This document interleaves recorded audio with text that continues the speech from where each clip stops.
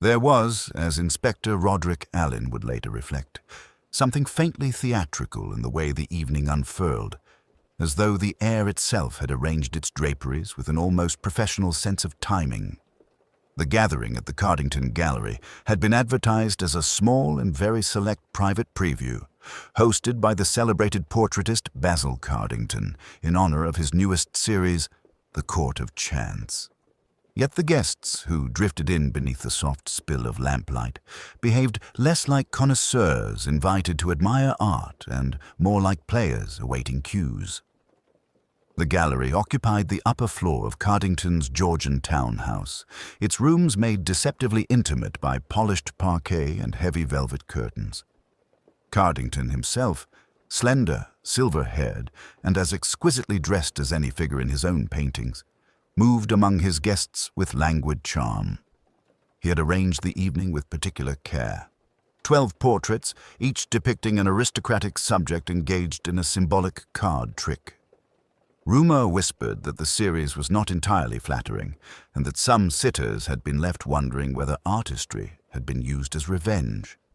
Such whispers excited the guests, who belonged to that portion of London society that mistrusted calm, but adored the illusion of it. Lady Honoria Tressilian, tall and sharp as a winter leaf, stood dangerously close to the largest canvas, a rendering of herself as a queen of spades, her gloved hand poised above 3 overturned cards.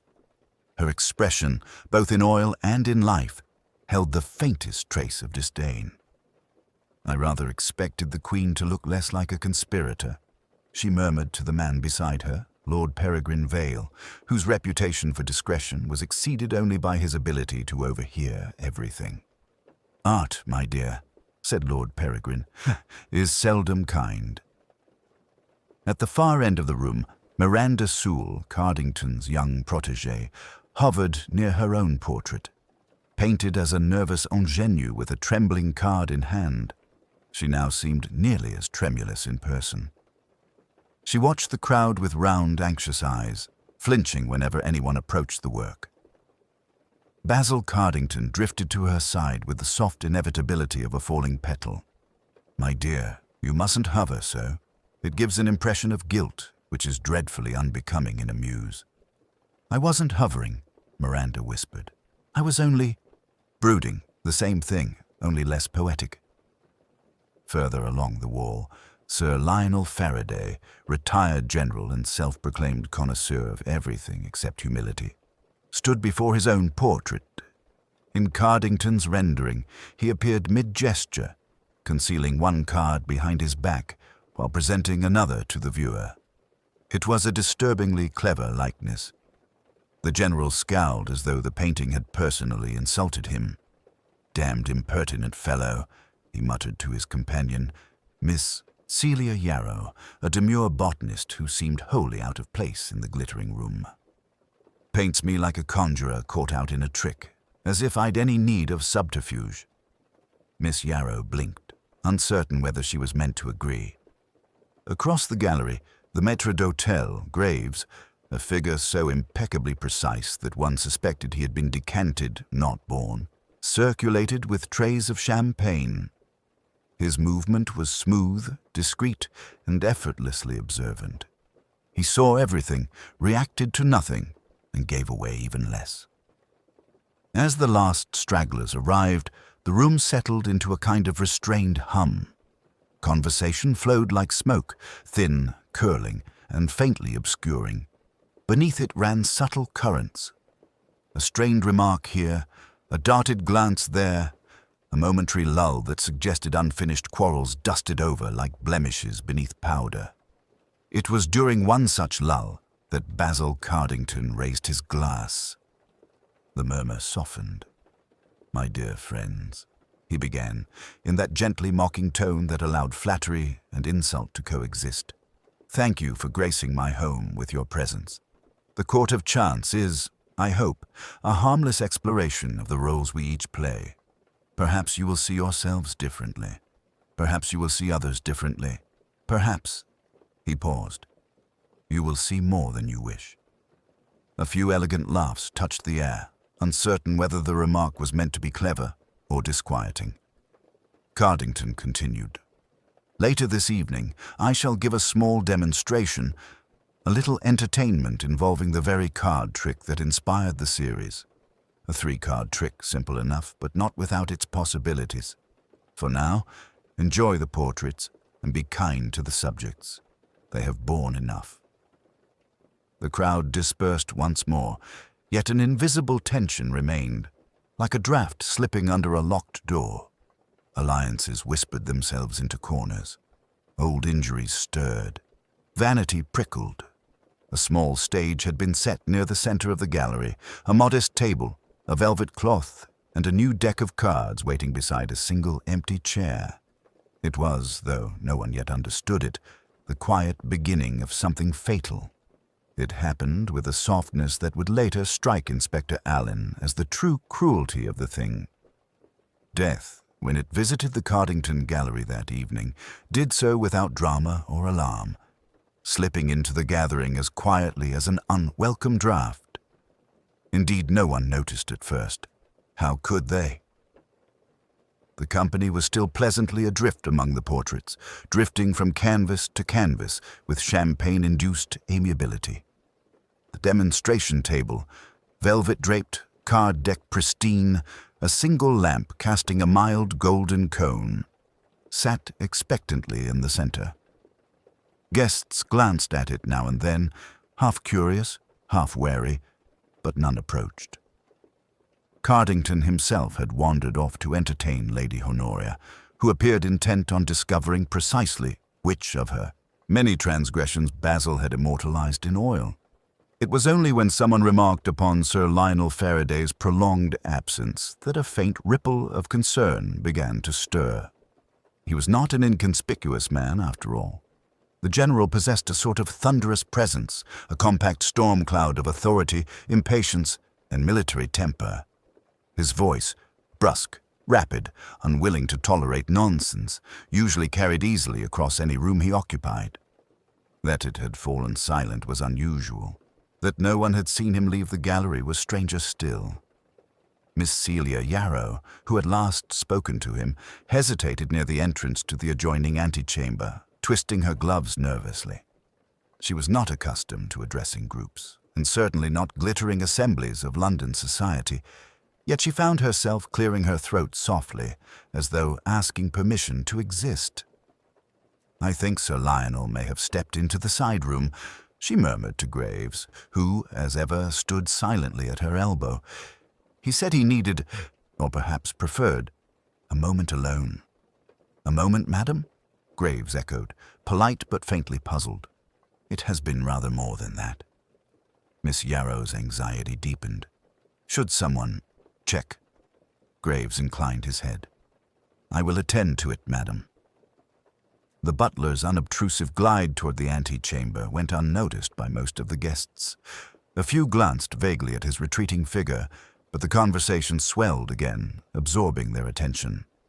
Basil Cardington was in the midst of an animated discussion with Lord Peregrine about the symbolism of cards in Renaissance portraiture. Lady Honoria had drifted toward Miranda Sewell, whose nervousness had reached a point of near transparency. Each flutter of her hands seemed to ripple through the air like a small distress signal. Only Miss Yarrow watched Graves disappear behind the velvet curtain. There followed a brief pause, not long enough to alarm, not short enough to dismiss. Then the curtain quivered, and Graves reappeared. He did not hurry. Graves, one suspected, had never hurried in his life, but there was a slight alteration in his manner, the faintest stiffening of posture, the barest tightening around the eyes, as though a thin veil had been drawn across his otherwise impenetrable composure. He approached Basil Cardington with a measured step. "Sir," he said quietly, "might I speak with you a moment?" Cardington, midway through a charmingly barbed anecdote, paused. Something in the butler's tone, a near imperceptible cooling, pricked his attention. He excused himself with a languid apology and allowed Graves to lead him a few paces aside. "What is it?" Cardington murmured, his voice low. Graves inclined his head. "I believe it is advisable that you accompany me to the antechamber." Cardington stared at him, one eyebrow lifting with elegant apprehension. "Has someone fainted or offended the furniture?" "I believe," Graves replied with that peculiar, immaculate calm of his, "it is something more serious." Cardington did not ask further. Even he, for all his aesthetic flippancy, understood the tonal shifts that occur when danger brushes the edge of civility. They passed behind the curtain. Miss Yarrow, who had crept a few steps nearer, caught a fleeting glimpse of Basil's face as he entered. Curiosity, yes, but also a twinge of unease. The murmuring in the gallery continued, unaware. Then Cardington's voice broke the hush on the other side of the curtain, sharply drawn in, barely more than a breath. Good God! It was not a cry. Basil Cardington was far too well-bred for theatrics.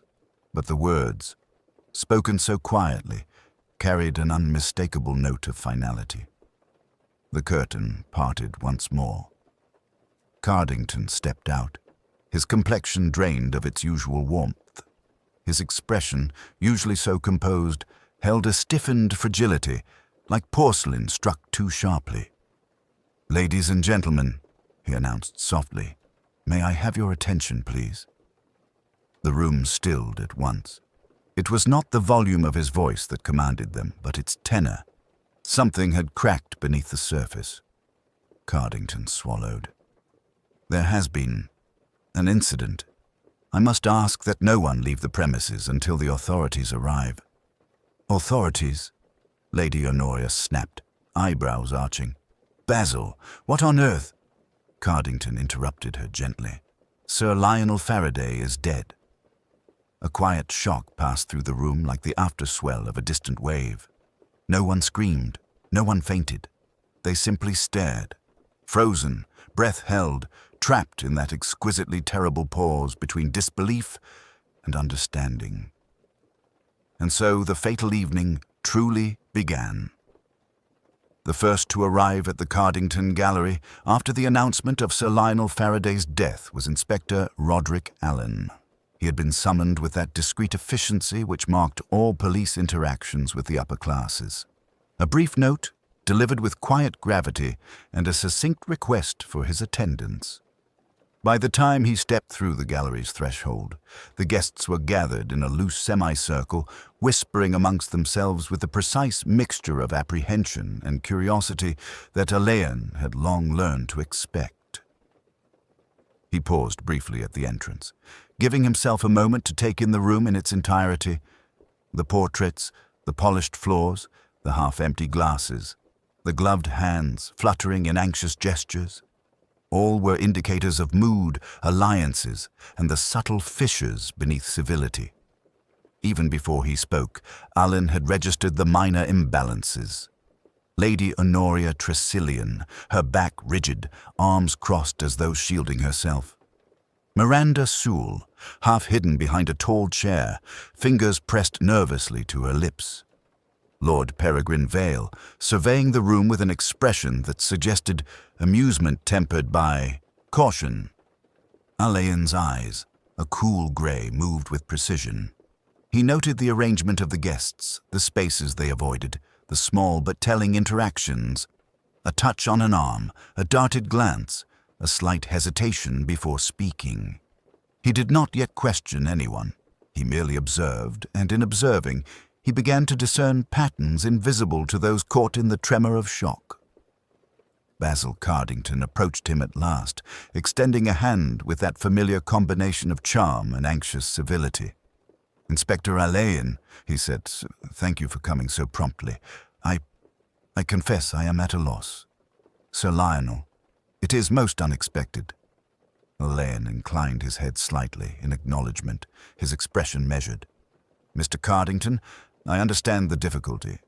I will need to see the scene, of course, and speak with anyone who might have been nearby when it occurred."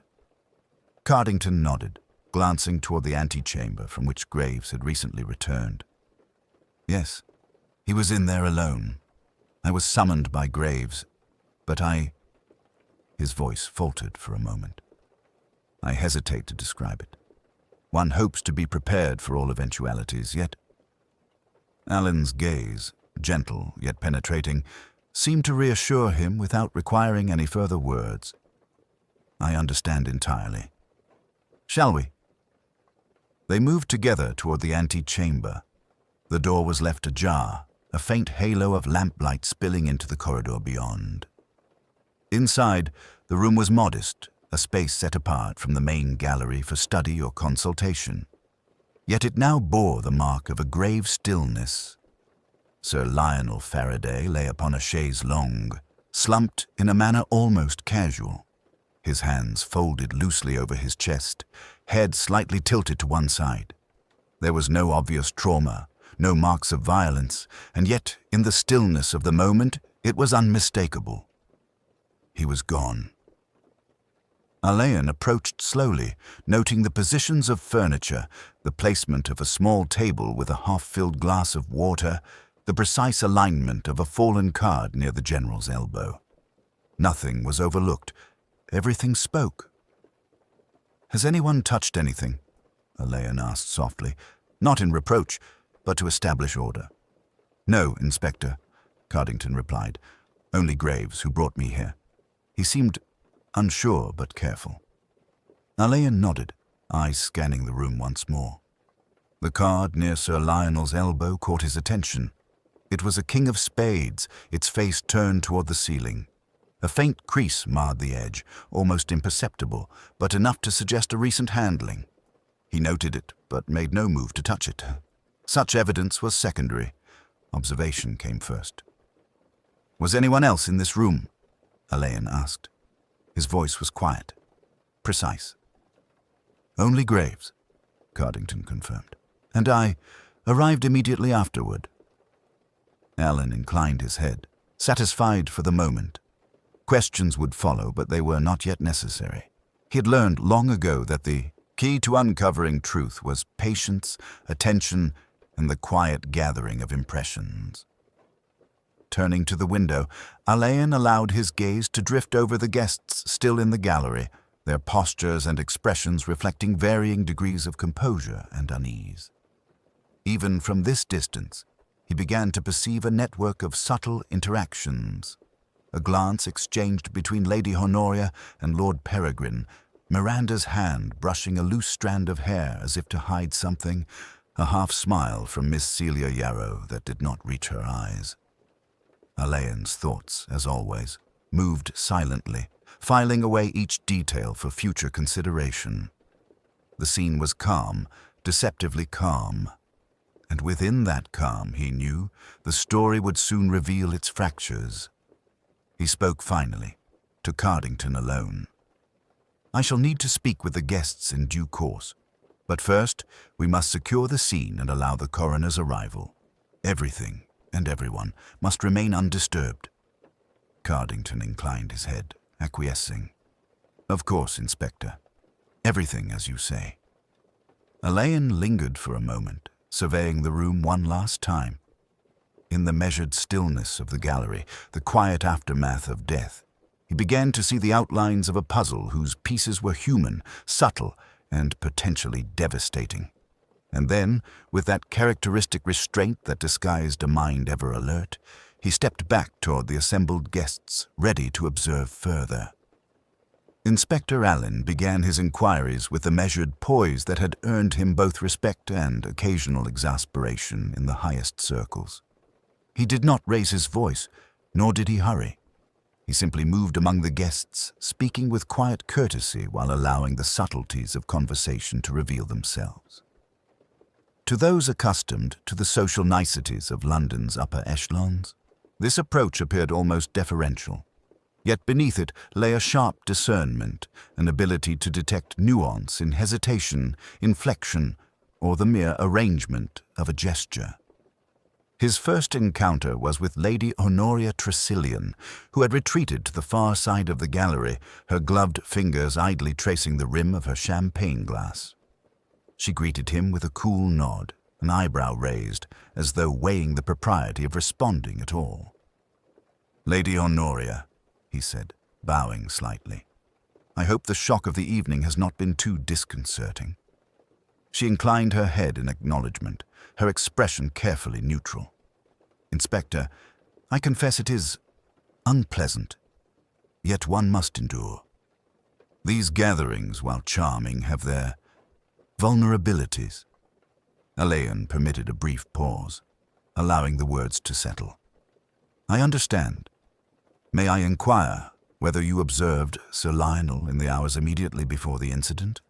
Her gaze flickered ever so slightly toward the antechamber. "I saw him speaking with Cardington, and later he excused himself to retire for a moment. That is all. We were otherwise engaged." "Engaged in?" Alleyn prompted gently. "Conversations, minor rivalries, trivialities," she said smoothly. "Society, Inspector, it is a theatre. One cannot expect constant attention to detail." Alleyn merely nodded, filing the answer quietly away. Next, he turned to Miranda Sewell, whose anxiety had yet to abate. She clutched the edge of a velvet-covered pedestal for support, her eyes wide, lips pressed tightly. "Miss Sewell," Alleyn said, his voice soft, "I hope you are managing. Might you tell me of your movements this evening?" She swallowed, a nervous sound almost like a sigh. I stayed mostly near the portraits, observing the guests. I did not leave the gallery, Inspector. You did not leave the gallery," Alleyn repeated, allowing the statement to hover. "Very well. And did you notice anything unusual?" Her fingers tightened on the velvet. Nothing remarkable. Only that Sir Lionel seemed preoccupied. That is all, I think." Alleyn inclined his head and made a note, in his mind no pen required, of her wording, the slight hesitation, the repetition. He moved on to Lord Peregrine Vale, who leaned against a banister, sipping his drink with practiced nonchalance. Alleyn greeted him with his usual courtesy, noting immediately the ease with which Peregrine controlled the conversation, masking curiosity beneath amusement. "Lord Peregrine, did you see Sir Lionel prior to his unfortunate departure?" Alleyn inquired. Peregrine's lips curved in a faint smile. "I did, Inspector. He was himself, no more, no less. But one cannot claim to read the thoughts of a retired general merely from his posture." "Indeed," Alleyn said, allowing a faint, measured acknowledgement of the jest. "And yet any peculiarity, however slight, might assist in understanding the evening's events." Peregrine lifted his glass. "Inspector, you flatter. The only peculiarity I noted was Cardington's unerring talent for subtle insult. Otherwise, all was, as society intends it, agreeable, polite, and carefully contained." Alleyn made no reply, sensing beneath the calm phrasing a touch of irony, perhaps even mild complicity. Finally, he approached Miss Celia Yarrow, who stood near a corner, almost attempting invisibility. Her expression betrayed polite alarm, the sort one sees when a socially unpracticed guest is thrust into a scene of unexpected seriousness. "Miss Yarrow," Alleyn said, "I should like to know your observations. Any detail, however trivial it may seem, could be important." She hesitated, glancing toward the portraits as though their painted eyes might offer counsel. I did not see anything directly, Inspector. Only the guests' manner, the way some of them glanced at each other. It seemed anxious, uneasy. Alleyn's mind, quiet yet unrelenting, noted the vagueness, the avoidance, and the carefully chosen words. Social anxiety, yes, or the shielding of a subtle truth. As he continued through the room, speaking in the same calm, attentive manner, he began to piece together a lattice of tensions. Some were mundane. Rivalries over artistic interpretation, the fragile egos of those immortalized in portraiture. Others hinted at deeper, quieter frictions, unspoken debts, veiled resentments, and the occasional glance that lingered longer than polite civility allowed. Alleyn did not press. Not yet. In this world of polite veneers, it was often in the small evasions, the soft omissions, that the most telling secrets resided. Observation first, inquiry later, the delicate art of assembling character into motive, was his principle. And already, within the restrained conversations and carefully avoided topics, he sensed the first threads of the puzzle beginning to appear. It was in these threads, quiet as a whisper, that the true story waited. The upper floor of the Cardington Gallery hummed with the polite, low-voiced speculation of the assembled guests. Yet it was in the quieter corners, away from the glittering observation of high society, that the most telling information often lingered. Inspector Alleyn had learned long ago that servants in households of rank were repositories of subtle knowledge, not malicious, not dramatic, merely aware of the patterns of human behavior and the nuances of daily routine. Tonight, as the gallery buzzed with whispered conjectures, Alleyn turned his attention to those who moved with silent precision among the guests. Graves, the maître d'hôtel, was the first to draw his scrutiny. The butler's posture had not shifted since the moment of Sir Lionel's discovery. Upright, meticulous, and alert, yet tempered with an air of measured distance. Alleyn observed as Graves rearranged a tray, subtly checking the alignment of glasses and the positions of scattered napkins, his movements almost imperceptibly correcting the minutest irregularity. To an outsider, this might appear merely habitual, the professional pride of a long-practiced servant. To Alleyn, it was information, the eye that noticed everything, the hand that left nothing unnoticed, the silence that spoke volumes. "Graves," Alleyn said softly, approaching the man at the far side of the gallery. "May I have a word?" Graves inclined his head slightly, as though acknowledging a gentle command rather than a question. "Certainly, Inspector." Alleyn led him aside, speaking quietly to avoid disturbing the others. "Did you notice anything unusual about the evening before the incident?" Graves's expression remained perfectly neutral, his lips pressed in that fine line of restraint. "Nothing, sir, which I could speak of openly. Yet there is something you know." Alleyn's voice was calm, inquiring, not pressing. A fraction of a second passed, imperceptible to anyone else, but to Alleyn it was the smallest flicker of recognition. Graves' hands, normally folded with military precision behind his back, shifted slightly. "I see," Alleyn continued, lowering his tone. "Then let us speak hypothetically. If a guest were unsettled, if certain routines were broken, might one observe it?" Graves' eyes, steady and unyielding, met Alleyn's. "Hypothetically, yes, sir. One might notice small deviations. A hand tremor where none should be, a glance where one should not fall, a step out of rhythm with expectation." "Exactly," Alleyn murmured. "And such deviations, while not proof, could suggest unease, preoccupation, perhaps concealment." Graves inclined his head in careful agreement. "Indeed, sir. But in such circumstances, discretion is paramount. Observation does not always justify disclosure." Alleyn allowed a faint smile to touch his lips. "I quite agree. Yet it is precisely the discretion of those who see everything that often illuminates the truth more clearly than any confession." He moved on, noting the subtle exchanges between the housekeeper, Mrs. Pennethorne, and the other staff, the whispered nods, the cautious rearrangements of serving implements, the faint tightening of lips when certain names were mentioned. These small gestures, easily dismissed by the socially unaware, were to Alleyn almost palpable, their rhythm and restraint speaking of knowledge, of secrets observed but not spoken.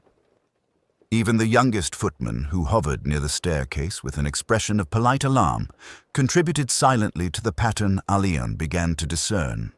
A folded coat, the misplacement of a handkerchief, the way a tray was shifted from one hand to the other, all seemed minor, yet in context these were deliberate, cautious indicators of events that had passed or were yet to be disclosed. Alleyn did not interrogate aggressively. That was never his method. Instead, he watched, and through watching, he collected the nuances of the household's silent testimony. Each withheld word, each careful movement, each gentle evasion was a thread.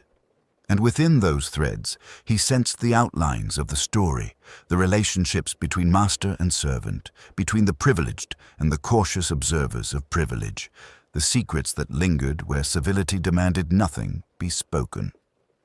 By the time he returned to the main gallery, Alleyn's mind was a lattice of observation and inference. The guests were still clustered around the portraits, still murmuring and adjusting their expressions to suit the tone of the evening. Yet in the margins of the room, in the spaces where silence and discretion held sway, the truth had begun to emerge, quietly, delicately, as subtle and inevitable as a shadow sliding across a polished floor. And Alleyn, standing with the calm of one who perceives more than he says, knew that it would be within these quiet, deliberate acts, and the knowledge withheld with care that the first clues to Sir Lionel Faraday's death would be found. Alleyn's methodical scrutiny of the gallery extended beyond the conversations, glances, and silences of the guests. He now turned his attention to the minutiae of habit, the small, recurring gestures that society's members performed without thought, yet which could betray intention or concealment when disrupted. In households like Basil Cardington's, where the ordinary was polished to a high, almost ritualistic finish, even the subtlest irregularity stood out to an observer trained to notice the extraordinary in the ordinary. It was in Sir Lionel Faraday's antechamber that Alleyn first caught the faintest aberration. The chaise longue, upon which the general had been discovered, was of familiar design, a sturdy, upright frame with a slightly angled backrest and cushions plumped daily to a precise standard. Yet one cushion bore a slight indentation, more pronounced than should have been caused by a simple settling of fabric. A hand might have rested there longer than expected, Alleyn thought, or a sudden movement could have created the unusual contour. Nearby, a folded letter rested atop the small table. The envelope bore no visible crease, as if it had been handled gently, almost reverently, before being left upon the surface. Alleyn noted it with quiet interest, yet did not immediately disturb it. Its presence suggested the general had been in the midst of a personal routine, reading, reviewing, or composing, at the precise moment of his death. Something about the letter's placement, the lack of ordinary disorder, hinted at intention and timing, a choreography interrupted. Returning to the gallery proper, Alleyn's gaze fell upon the table prepared for the card demonstration. The velvet cloth was slightly askew, its corners uneven despite the efforts of Graves and the other staff to maintain perfection. One of the 3 playing cards had been shifted from the neat alignment in which it had been arranged, a minute displacement, almost imperceptible to an unobservant eye.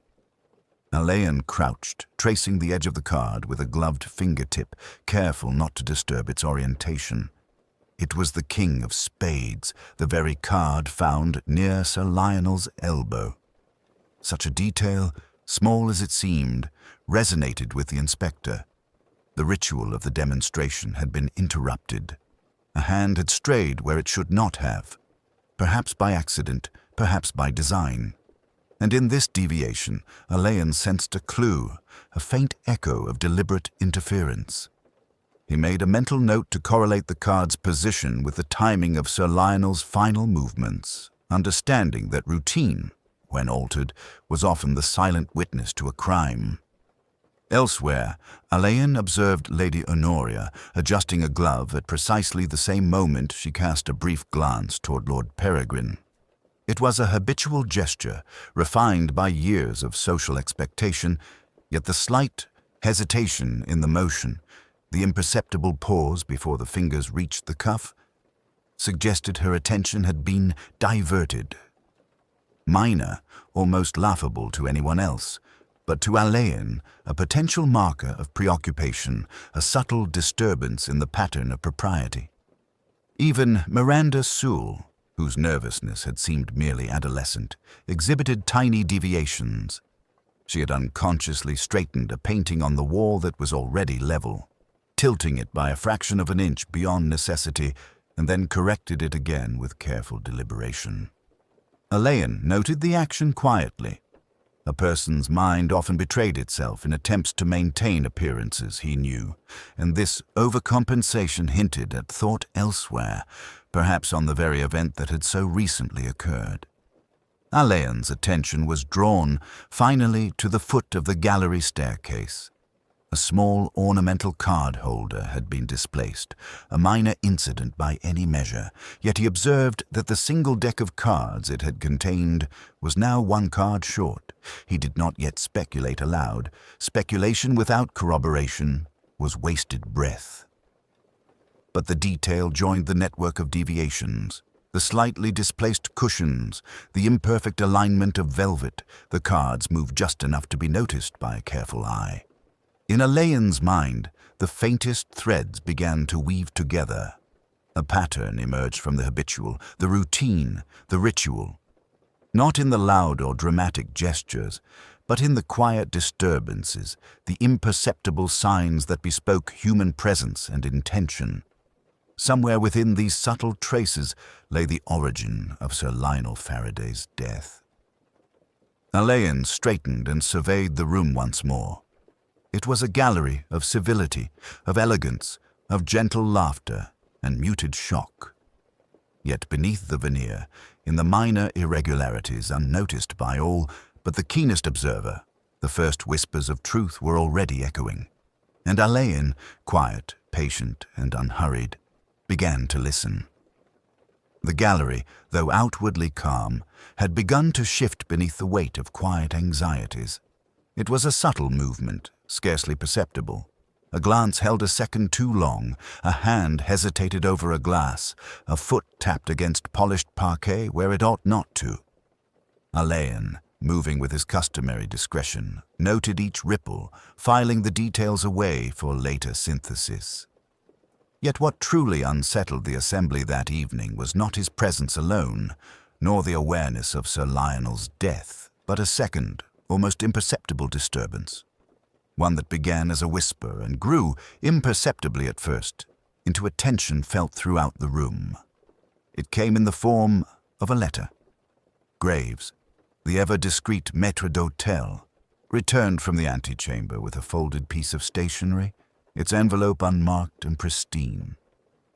He approached Cardington with the habitual precision of his movements, offering the letter with an unspoken insistence that the matter be treated with care. Cardington received it with a brief glance, breaking the seal and unfolding the paper with fingers that trembled only slightly, a tremor that Alleyn noted with unerring subtlety. "My word," Cardington murmured, his voice low, more a breath than a statement. He looked up at Alleyn briefly, an unspoken question in his silvered eyes. Alleyn inclined his head. "If it is related to Sir Lionel, I shall need to read it as well." Cardington hesitated, then handed the letter to him. Alleyn unfolded the paper, scanning its contents with deliberate calm. It was brief, scarcely more than a few lines, but each word carried weight. Someone had written to Sir Lionel earlier in the evening, requesting a meeting or offering information, yet the phrasing was courteous, almost solicitous, concealing a subtle threat beneath the veneer of civility. It was clear that the general had been anticipating the correspondence, that it had influenced his movements and perhaps, in ways not yet understood, contributed to the circumstances of his death. Alleyn's attention shifted immediately to the guests, noting reactions with the precision of a trained observer. Lady Honoria's eyes flicked toward Cardington, then to the letter, her lips pressing into a thin, unyielding line. Lord Peregrine tilted his head slightly, faint amusement tempered by a trace of concern, his hand unconsciously curling around the stem of his glass. Miranda Sewell, who had hovered near the portraits, let her gaze fall to the floor, fingers twisting the folds of her skirt. Miss Celia Yarrow's expression, ordinarily so demure and composed, bore the barest hint of curiosity or apprehension. Yet none of them spoke. None of them moved closer. They waited, as if the letter itself carried the authority of revelation. Alleyn, however, understood the danger not in the letter but in the effect it produced. Small, almost imperceptible fractures were forming among the guests. Old resentment stirred beneath the calm veneer. Alliances, tentative at best, began to strain. The gallery's social equilibrium, already delicate from the shock of Sir Lionel's death, wavered further. It was then that a more physical sign of tension appeared. Lady Honoria, in reaching for her glass, allowed it to wobble slightly, a faint tremor that betrayed a nervous energy she had long restrained. The delicate crystal struck the polished floor with a muted chime, not enough to startle, yet sufficient to shift the attentions of those nearby. Miranda started, nearly spilling her drink, and Lord Peregrine's hand twitched as though half rising to intervene, then fell again, constrained by habit. Even Cardington, usually unshakable in his social command, paled ever so slightly as he observed the scene. Alleyn registered each of these minute disturbances. They were not dramatic, not theatrical. Yet in combination, they suggested an undercurrent of destabilization, a quiet turbulence rippling outward from the epicenter of death and intrigue. The letter had acted as a catalyst, its mere existence provoking subtle fractures in posture, gesture, and expression. He made no immediate comment. His approach was to let the scene unfold, to allow human nature to speak for itself in the rhythm of social conduct. It was within these rhythms, these minor deviations from decorum, that Alleyn could discern intent, fear, and, occasionally, guilt. As the evening wore on, these small stirrings continued. Conversations became clipped. Laughter, when it appeared, was slightly forced. Guests glanced repeatedly toward the antechamber where Sir Lionel had been found, and toward the demonstration table where the displaced King of Spades lay like a quiet witness. In the midst of this restrained tension, Alleyn observed, unhurried, cataloguing the faint tremors, the pauses, the gestures that would later coalesce into a narrative of motive and opportunity. The second disturbance, quiet and understated, had altered the tone of the evening. The gallery, once merely a setting for polite curiosity, had become a stage upon which subtle human dramas were now playing, each movement and expression laden with unspoken significance. And Alleyn, with his customary patience, continued to watch, knowing that the truth, when it emerged, would be whispered through behavior, gesture, and the delicate fracture lines beneath civility, not shouted in declarations or theatrics. By the time the evening had ripened into the quiet hours that followed the announcement of Sir Lionel Faraday's death, Inspector Alleyn had withdrawn slightly from the assembled guests. He stood near the far window of the gallery, his gaze tracing the moonlight falling upon the polished floorboards, the subtle gleam upon a crystal decanter, the gentle curve of a shadow cast by a portrait frame. It was in this stillness, removed from chatter and nervous motion, that he allowed his thoughts to gather and coalesce. Alleyn's method was never hurried. He did not chase clues in the manner of those who mistake activity for insight. He observed, he catalogued, he waited for patterns to declare themselves in human behavior. In the quiet that now enveloped the room, he could see them, the faint dissonances that the previous sections of the evening had revealed.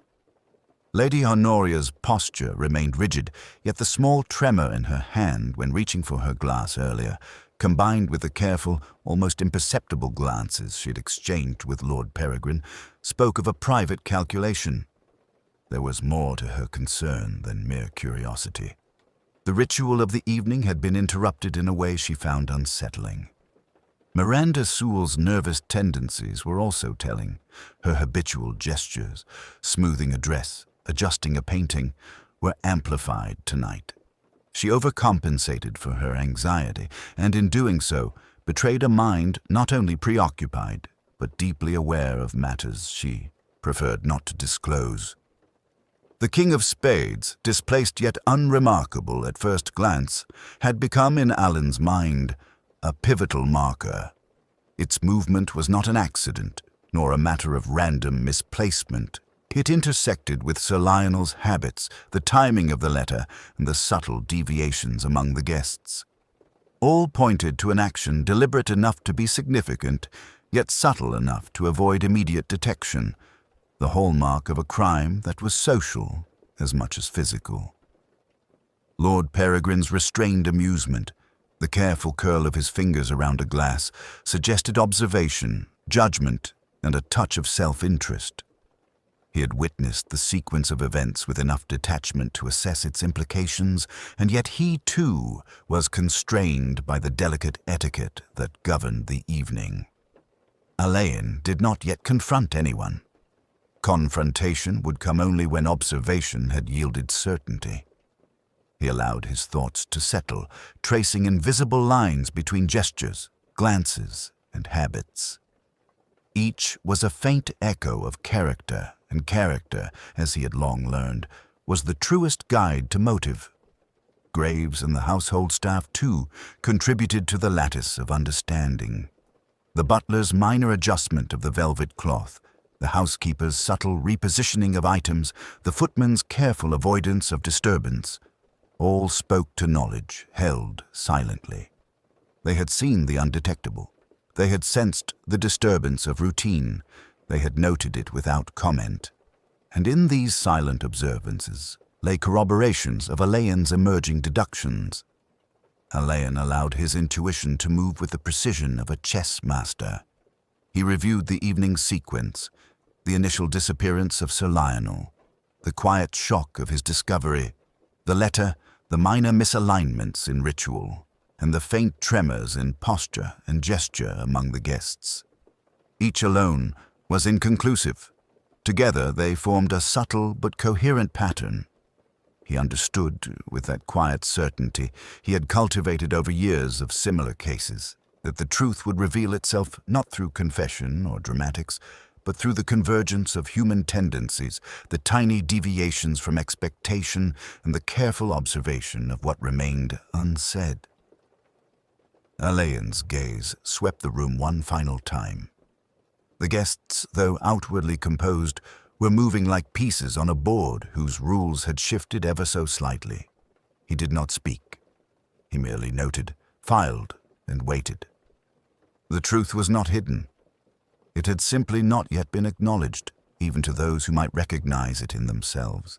And in the stillness, Alleyn's mind, ever meticulous, ever patient, began to trace the contours of intention, the faint outlines of motive, and the almost invisible connections between act and consequence. The evening's subtle tremors, he realized, were settling like dust, revealing the underlying structure that had produced Sir Lionel Faraday's untimely death. It was in these quiet, measured revelations, the small, precise ruptures in habit, routine, and gesture, that Alleyn would find the clarity necessary to discern the culprit. The threads had been gathered, the pattern was emerging, and soon, as always, the next stage of inquiry would begin, quiet, deliberate, and unhurried. The gallery had settled into a silence that was not quite peace, but something close to it. The guests, sensing the natural end of inquiries for the moment, had dispersed into small groups, murmuring in tones of polite speculation. Alleyn remained, as always, slightly apart, surveying the room and its inhabitants with that same quiet intensity that made his presence simultaneously unobtrusive and undeniable. He had watched, noted, and waited. And now, with the subtle accumulation of evidence that only a patient observer could gather, he knew that a private conversation was in order. Not a dramatic revelation in front of witnesses. That was never Alleyn's method. but a calm, discreet confrontation in which observation and intuition could guide disclosure without the need for spectacle. "Miss Sewell," Alleyn said, approaching the young woman with his habitual courtesy. "Might I have a word in private?" Miranda blinked, her fingers twisting the edge of her dress once more, a faint flush coloring her cheeks. "Of course, Inspector," she whispered, and allowed herself to be led toward the antechamber, away from the eyes and ears of the remaining guests. Once inside, Alleyn closed the door softly behind them. The room was dimly lit, the shadows of the furniture stretching along the walls, lending a quiet gravity to the encounter. Alleyn gestured toward a chair, which she accepted with a hesitant nod. "Miss Sewell," he began, his voice calm, almost conversational, "I have spent this evening observing not only the movements and reactions of those present, but also the minute irregularities in routine, habit, and social conduct. You understand, of course, that even the smallest deviations can be telling." Miranda's lips pressed together, her eyes flicking toward the chaise longue where Sir Lionel had lain. I think I understand, Inspector." Alleyn inclined his head slightly. "Good. Then you will appreciate the significance of certain details.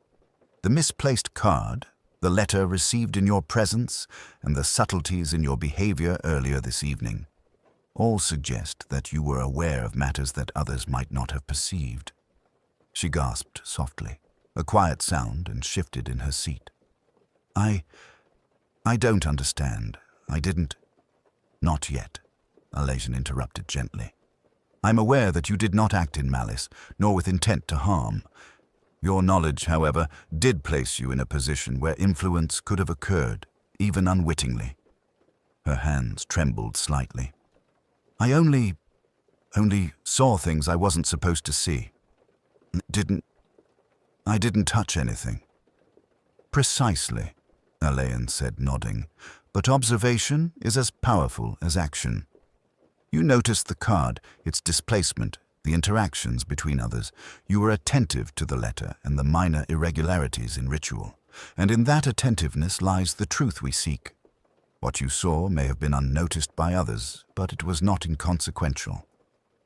Miranda drew in a shaky breath, her fingers tightening around the fabric of her dress.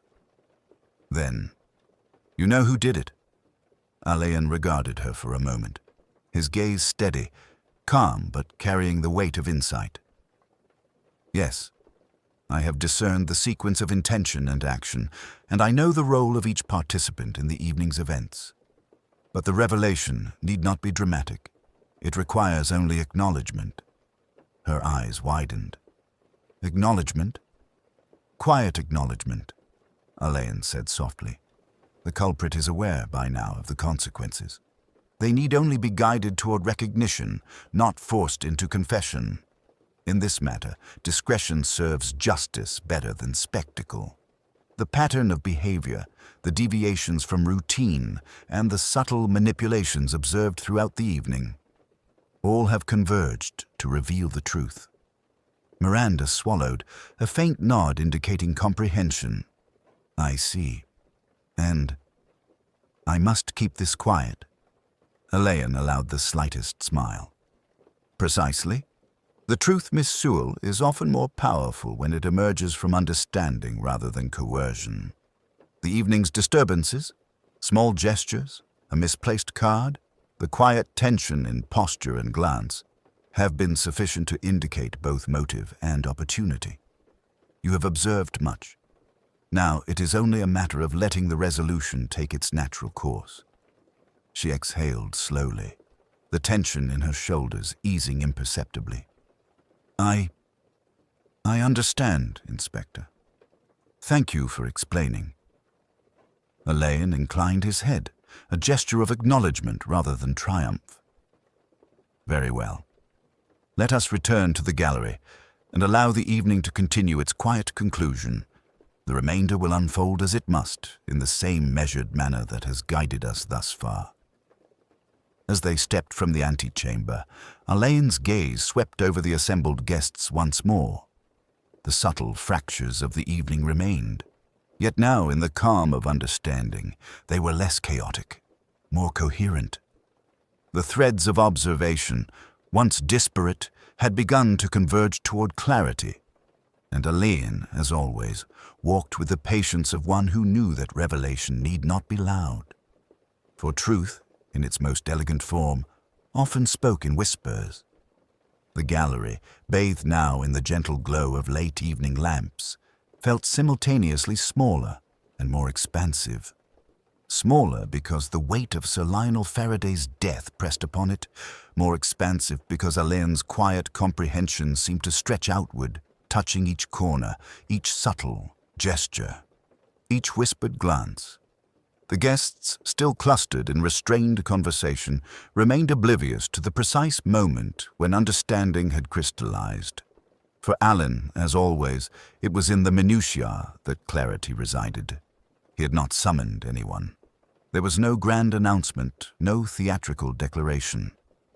Instead, he approached Lord Peregrine Vale, whose posture had grown increasingly uneasy over the course of the evening, and gestured for him to follow with the same understated authority that demanded neither resistance nor curiosity. Together, they moved toward the far side of the gallery, near the velvet-covered demonstration table where the fatal card had been displaced. "Lord Peregrine," Alleyn began, his voice soft yet measured, "I trust you understand the nature of discretion. That is why I have not called attention to the letter, the card, or the sequence of movements that occurred this evening. These are subtle matters, revealed only to careful observation and thoughtful reflection." Peregrine's expression remained controlled, yet there was a flicker of apprehension. I believe I follow, Inspector.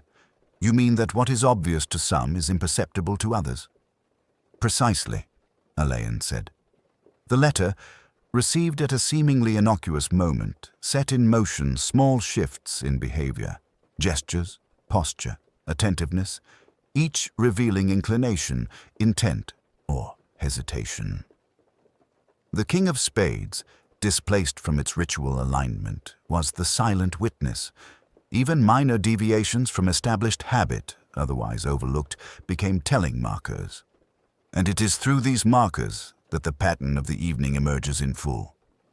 Peregrine's hand trembled imperceptibly, resting upon the table. Then, "You know who?" His voice faltered, and he let it trail into the quiet air. Alleyn's eyes met his. "I do.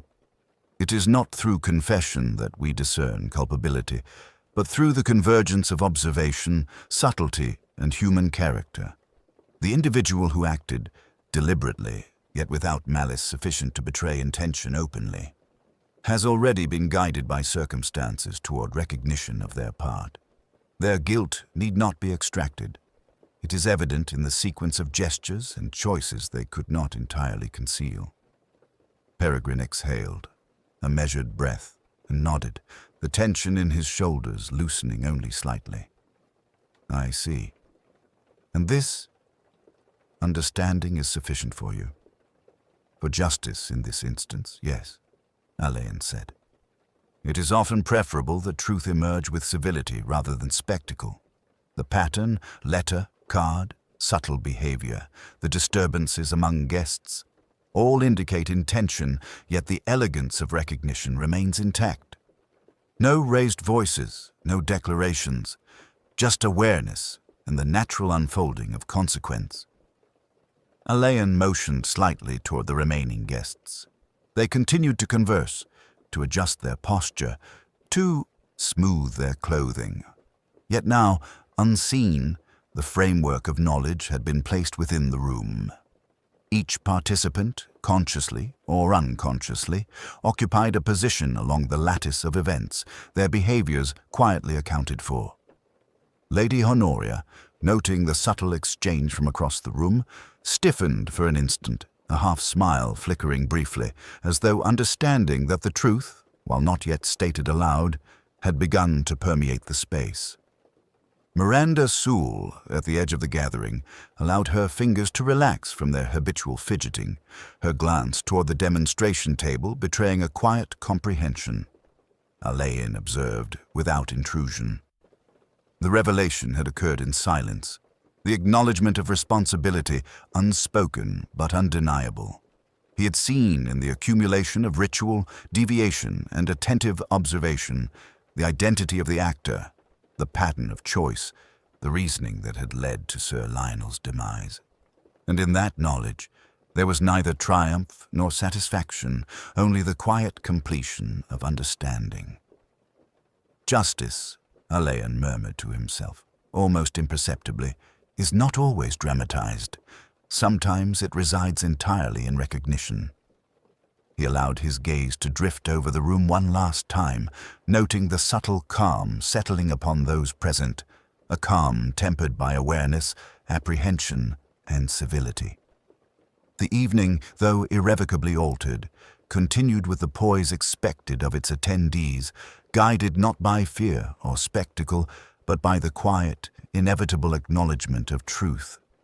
And as he stepped back toward the window, the moonlight catching the curve of his profile, Inspector Alleyn understood that, in matters of character and consequence, the soft unfolding of revelation often carries more weight than any public display. The threads of the evening, gestures, deviations, silent observations, had converged, and the truth, though unspoken, had been softly, irrevocably illuminated. The aftermath of revelation settled over the Cardington Gallery with the delicate weight of inevitability. Alleyn, observing from a quiet corner, noted that civility remained intact, the soft patina of decorum scarcely disturbed. Yet beneath the polished surface, subtle shifts had already begun to take shape. Justice, in this instance, required no public display. It existed instead in acknowledgement, consequence, and the social calculus of understanding. Lord Peregrine Vale, once lightly amused by the proceedings, now carried a measured gravity. He moved among the guests with careful consideration, attending to small gestures of politeness while privately accommodating the knowledge that had been imparted through Alleyn's quiet observations. The burden of awareness had settled upon him, and with it a restraint that seemed almost heavier than the consequences of formal prosecution. Lady Honoria, similarly, was composed but changed. Her glances, previously light and subtly scrutinizing, now held a trace of deliberate caution. She adjusted the folds of her gown with precision, yet each movement betrayed an inward reckoning, the recognition that the intricacies of influence and the chain of subtle acts could produce outcomes far more profound than any overt conflict. The perpetrator, whom Alleyn had identified through observation rather than confrontation, remained outwardly calm. There was no panic, no attempt to flee. The truth, it appeared, was an agent of its own justice, a force that required no dramatics to enforce its authority.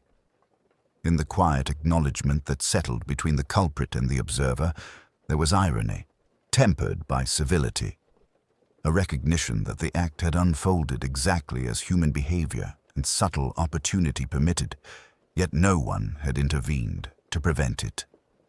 Miranda Sewell, having witnessed the quiet convergence of understanding, exhaled softly and allowed herself a brief moment of composure. She was not the agent of harm, yet she had observed, had been attentive, and had absorbed the weight of implication. The moral clarity of her position was reinforced by the subtle orchestration of circumstances, the pattern of cause and effect that Alleyn had so precisely discerned. Even Graves, the butler, and Mrs. Pennethorne, the housekeeper, moved with their usual meticulous composure, yet Alleyn noted a barely perceptible relaxation in their stance.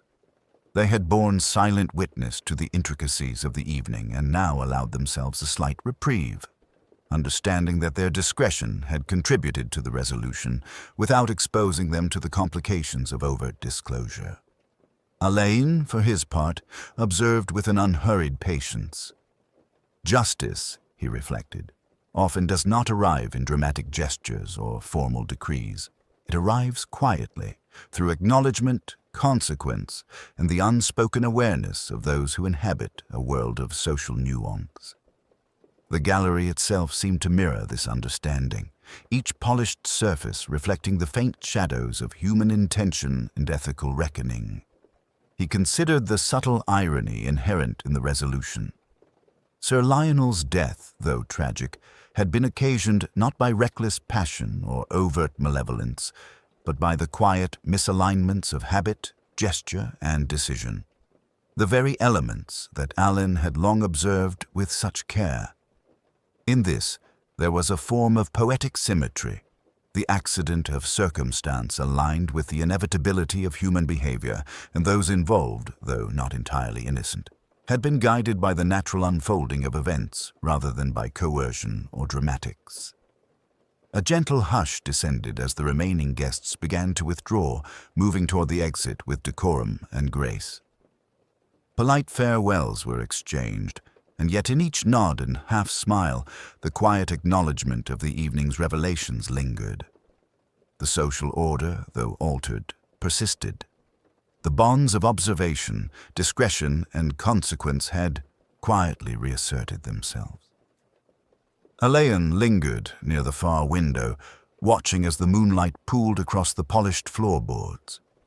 The night, though punctuated by a subtle moral reckoning, retained its elegance.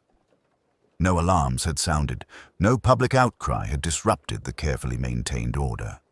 Justice, in its most refined form, had been served.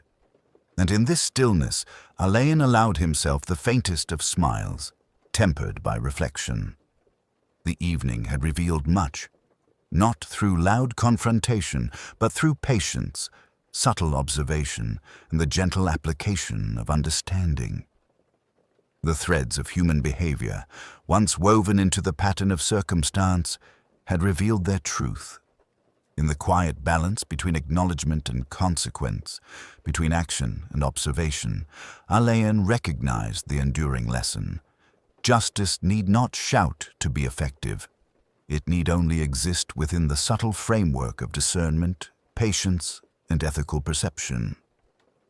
The gallery was empty now, the guests long departed, leaving only the faint scent of polished wood and candle wax to mark the passage of the evening. Alleyn stood alone amid the subdued grandeur, his hands folded lightly behind his back, eyes tracing the gentle curves of shadow and light across the room. Everything was as it had been, yet subtly changed. The absence of Sir Lionel Faraday, an indelible void, and the echoes of quiet revelation lingering like a soft refrain. He moved toward the demonstration table, where the velvet cloth still bore the faint imprint of the displaced King of Spades. Alleyn's gloved fingers hovered above it for a moment, not to touch, not to disturb, but in recognition of the symbolic precision of its position. The card, innocuous to the untrained eye, had silently chronicled a sequence of human decisions, minor deviations, and attentions misapplied or observed too closely. In its quiet permanence, it remained a testament to the interplay of intent and circumstance, a subtle record of the evening's unfolding. Alleyn allowed his gaze to wander across the room. The portraits of past patrons, solemn and composed, seemed to regard him with muted approval, as though the gallery itself were aware of the justice achieved without spectacle. It was, he reflected, a lesson in discretion and decorum. Not all truths demand proclamation. Some, he understood, reveal themselves in gestures, pauses, and glances, a language as refined and exacting as the most formal of letters. The night air, faintly fragrant with frost and lingering blooms from the evening's arrangements, drifted through a half-open window. Alleyn inhaled slowly, savoring the stillness. The absence of public drama had permitted justice to manifest in its purest form, through observation, deduction, and the inevitable consequences of human behavior. No one had shouted, no one had confronted, yet all who needed to understand now did. He recalled Lady Honoria's precise gestures, Miranda, Sewell's nervous overcompensations, Lord Peregrine's controlled apprehension, and the silent attentiveness of Graves and Mrs. Pennethorne. Each had played their part, whether knowingly or unconsciously, in the quiet resolution of the tragedy. In the soft balance of accountability and understanding, the elegance of civility had remained intact. Alleyn allowed himself a brief, private smile. The satisfaction he derived was not in triumph over a criminal, nor in the correction of social disorder, but in the delicate orchestration of observation and deduction, in the ability to see what others overlooked, to perceive the faintest irregularities in habit, and to allow the pattern of human character to reveal its own truths. It was a mastery not of force, but of patience and perception. He turned toward the far window and looked out at the moonlit terrace. Beyond the garden, the quiet streets of the city stretched into the night, unremarkable to most, yet filled with the subtle dramas of ordinary life. Each passer-by carried intentions, habits, and secrets. In another time, in another gallery, the same principles would apply. Observation, attention to nuance, and the gentle uncovering of discrepancy would always serve to illuminate truth. Alleyn's thoughts returned once more to Sir Lionel, whose untimely death had catalyzed the evening's quiet unraveling. There was no vengeance, no anger, only reflection. The general's habits, the interrupted rituals, the displaced card, all had led inexorably to the resolution now quietly settled upon. Fate, circumstance, and human frailty had conspired with methodical subtlety, and Alleyn, through patience and careful study, had discerned the pattern. In the end, it was not the letter, nor the card, nor even the carefully masked gestures that carried authority. It was the convergence of these elements, observed with precision and interpreted with discretion, that rendered justice complete. No shout or spectacle could have produced a more fitting resolution than the one now embodied in the calm of the gallery. He stepped toward the door, glancing once more at the room, at the faintly worn floor beneath the display table, at the gentle angles of shadow on the walls. Everything was in its place, yet nothing would remain unchanged. The lessons of the evening, subtlety, observation, patience, the interplay of human intention, would endure quietly in memory and in reflection. As Alleyn closed the door behind him, the gallery settled into stillness, bathed in the soft silver of moonlight. Justice, observation, and understanding had performed their work without fanfare, without spectacle, without overt acknowledgement. In the quiet aftermath, as always, the truth had spoken softly, and the world continued, altered yet in elegant balance. And Inspector Roderick Alleyn, walking into the night with composure unshaken, knew that the skill of perception and the patience of quiet inquiry were among the rarest and most powerful instruments of all. For truth, like the King of Spades, often reveals itself only to those who observe closely enough to notice what others take for granted.